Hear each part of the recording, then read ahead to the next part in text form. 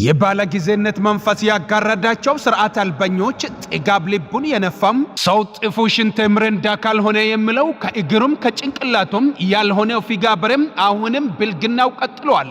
አምና ጠጥቶም ጎረቤት ሲደበደብ ጠጥቶ የሰው ምስት ካልቀማው የሚል በየጉራንጉሩ መሳሪያ እየመዘዘ የሚያቁራራውና ዘመዱን ገሎም በሰላም የሚኖረው አባ ፈልቲ ፈይሳ ሌሊሳም ትናንት ደግሞ ሪካርዱንም አሻሽሎታል። ሁለት ሰዎችንም በመኪና ጋጭቶም ምን ታመጣላችሁ አትንጫጩ እያለ ነው። ከሁለቱም ግለሰቦች መካከል አንዷም ህይወቷም አልፏል። እሱም ምን ያደረገም የፍትህ ስርዓቱም የሱ ጋሻ ሆኖም ስለተሰፋ ነው። ከባባድ ወንጀል ፈጽሞም ማንጎራደድ የብልጽግና ጥገኞች ባህሪ ሆኗል። ደግሞ ከዚህም የባሰ አለ። የአሁኑ የኦሮሚያ ክልል ምክትል ፕሬዝዳንትና የቀድሞ ጠቅላይ ሚኒስትር ጽህፈት ቤት ኃላፊ አቶ መስፍን መላኩ ደግሞ ዶክተር ገሎም አሁን በስልጣን ላይ ጉብ ብለዋል።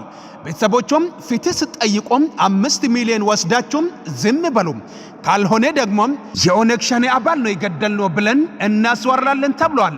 ሰው ገሎም ጺሙን አሳምሮም የክልል አመራር የሚሆንበት ብቸኛ ሀገር ኢትዮጵያ ስትሆን እነኚህ እባጮች የሚሰሩት ወንጀልና ብልግናም ሰፊውን ማህበረሰብ ዋጋም ያስከፈለ ነው። ዛሬ ዝም ቢባሉም ፋይሉ በደንብ ተሰንዶ መወራረዱ ስለማይቀር እንደ ወያኔ በጥጋብና ተረኝነት ታውሮም ከመዋረድ በፊት ቆም ብሎ ማሰብ መልካም ነው። ለማንኛውም ህዝብ እያንዳንዱ ብልግና እያየም እየመዘገበ ይገኛል። ይሄ የሚያሳየው ከስርዓት አልበኝነት አልፈን ወደ ስርዓት መፍረስ እየመራን መሆኑንም የሚያሳይ ነው። ቸርን ሰንበት። ሰበር ዜና። የሰዓታት ጉዳይ አሜሪካ በኢራን ላይ የሳምንታት ጥቃት ለመሰንዘር ቆርጣ ተነሳች። የኢራን ከፍተኛ ወታደራዊ መኮንኖች በበኩላቸው ማንኛውም ጥቃት ከተሰነዘረባቸው በአካባቢው የሚገኙ የአሜሪካ የጦር ሰፈሮችና የነዳጅ መሰረተ ልማቶች የአጸፋ ጥቃት እንደሚሰነዘርባቸው ዝተዋል። አሜሪካ በኢራን ላይ ለሳምንታት የሚቆይ ወታደራዊ እርምጃ ለመውሰድ እየተዘጋጀች መሆኑንም ተሰማ። የአሜሪካ ጦር በኢራን ላይ ለተከታታይ ሳምንታት ሊዘልቅ የሚችል መጠነ ሰፊ ወታደራዊ ጥቃት ለመሰንዘር አስፈላጊውን ዝግጅት እያጠናቀቁ መሆኑን ከፍተኛ የፔንታጎን ባለስልጣናት ገለጹ። ይህንን እርምጃ ፕሬዝዳንት ዶናልድ ትራምፕ በቴህራን ላይ እየተከተሉት ያለው ከፍተኛ ጫና አካል መሆኑንም ተመልክቷል። እንደ ሮይተርስ ዘገባ ከሆነ የአሜሪካው መከላከያ ሚኒስቴር ፔንታጎን በመካከለኛው ምስራቅ ያለው የኃይል ሚዛን ለመቀየር የሚከተሉትን ስምሪቶች እያከናወነ ይገኛል። የዩኤስኤስ ጀራልድ አር ፎርድ የአውሮፕላን ተሸካሚ መርከብ ወደ ቀጠናው እንደሚቀሳቀሱም ታዟል። በተጨማሪም የኤፍ-35 እና ቢ-52 ስትራቴጂካዊ ቦምብ ጣይ አውሮፕላኖች በኳታርና በተባበሩት አረብ ኤሚሬቶች በሚገኙ የአሜሪካን የጦር ሰፈሮች እንዲሰፍሩም ተደርጓል። ጥቃቱም የኢራን የኒኩለር ማበልጸጊያ ተቋማትን ብቻ ሳይሆን የኢራን አብዮታዊ ዘብ የአርጂኤስ የትዕዛዝ ማዕከላትና የሚሳኤል ማከማቻዎችም ጭምር ያነጣጠረ እንደሚሆንም ተገልጿል። ከፕሬዝዳንት ትራምፕ የተሰጠው ማስጠንቀቂያ ፕሬዝዳንት ዶናልድ ትራምፕ በሰሜን ካሮላይና ገኘም የፎርት ሊበርቲ የጦር ሰፈር ባደረጉት ንግግር ኢራን ባጭር ጊዜ ውስጥ ወደ ድርድር ጠረጴዛ ካልመጣች ዋጋ እንደምትከፍል በግልጽ አስጠነቅቋል። ኢራን በ30 ቀናት ውስጥ አዲስና ጥብቅ የሆነው ስምምነት ላይ ካልደረሰች ውጤቱም ለቴህራን መንግስት እጅግ አስከፊ ይሆናል፣ ዓለም አይታው የማታውቀውን እርምጃ ይጠብቃቸዋልም ብለዋል ፕሬዝዳንቱ። የቀጠናው ስጋትና የኢራን ምላሽ ይህንን የአሜሪካ ዝግጅት በመካከለኛው ምስራቅ ከፍተኛ ስጋት ፈጥሯል።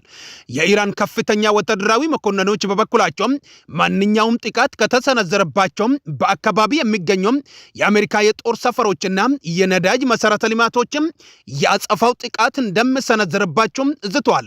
የዲፕሎማሲ ባለሙያዎች እንደሚሉት ከሆነ የትራምፕ አስተዳደር ይህን ወታደራዊ ዝግጅት እያደረገ ያለው ኢራን በኒኩለርና በሚሳኤል ፕሮግራም ላይ እንድትደራደር ለማስገደድ እንጂ የግድ ወደ ጦርነት ለማግባት ላይሆንም ይችላል። ሆኖም ግን እንዲህ ያለው ከፍተኛ ወታደራዊ ክምችት በስህተትም ቢሆን ወደ ለየለት ጦርነት ሊያመራ እንደሚችልም ተመልክቷል።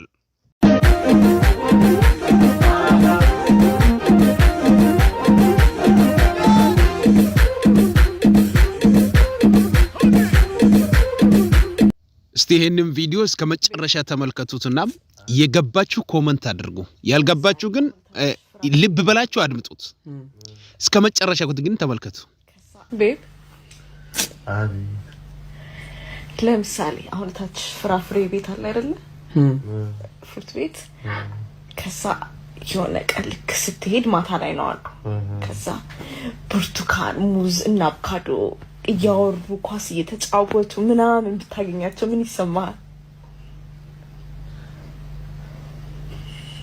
ለኖርማል ሰው ምንድነው የምታጨሽው ነው ታጥነሹ ነው አንተን አብረን ነው የምንውለው ብሎሽን አውቀዋለሁ ሙዝና ብርቱካኖቹ አንድ ቡድን ሀብሀቦቹ ከማንጎቹ ጋር ሌላ ቡድን ተጫወቱ ስትይ እኔ እንደባል መፍራት ነው ማስጠመቅ ነው ምንድነው ማድረግ ያለብኝ እስቲ በመድኃኒዓለም ፍሩቶቹ ቡድን ለይተው ጎራ ለይተው ተጫወቱ ባሌ ስትይ የሆነ ነገር ይኖርናል ሚስቴ ጤና አይደለም አሁን ለቤተሰብ ነው መደወል ያለብኝ ሃይማኖት አባት ጋር ነው ምንድነው ማለት ያለብኝ ንገሪኝ ደንግጬ ነው መሳባል ፍሩቶች ቬጅቴብሎች ውስጥ አሉ ጌም ውስጥ እነሱ ተቀያሪ ናቸው ተንፈረቃሉ ማሪ ደህና ነሽ ህይወቴ ታውቂያለሽ እኔ አንቺን አስፈራሽ በማርያም ኤደን ፍሩቶቹ ተጫወቱ እያልሽኝ ነው በመድኃኒዓለም ምንም ልታስረጅኝ እንዳትሞክሪ ፍሩቶቹ ሲጫወቱ ቬጅቴብሎቹ ተቀያሪ ሆነው ሁላችንም ስለስቶት አገቡ እያልሽ አታስረጅኝ ቢያጋጥም ምን ታረጋለህ? ዋናው ጥያቄው እኮ አይደለም እየተጫወቱ ለማን ነው የሚደግፈው? እኔ ለመድኃኒዓለም እግዚኦ እያልኩኝ ቤት ግን ለማን ነው የሚደግፈው? ወይ ለበናታችሁ ደህና ነሽ ግን ፍቅሬ ደህና ነሽ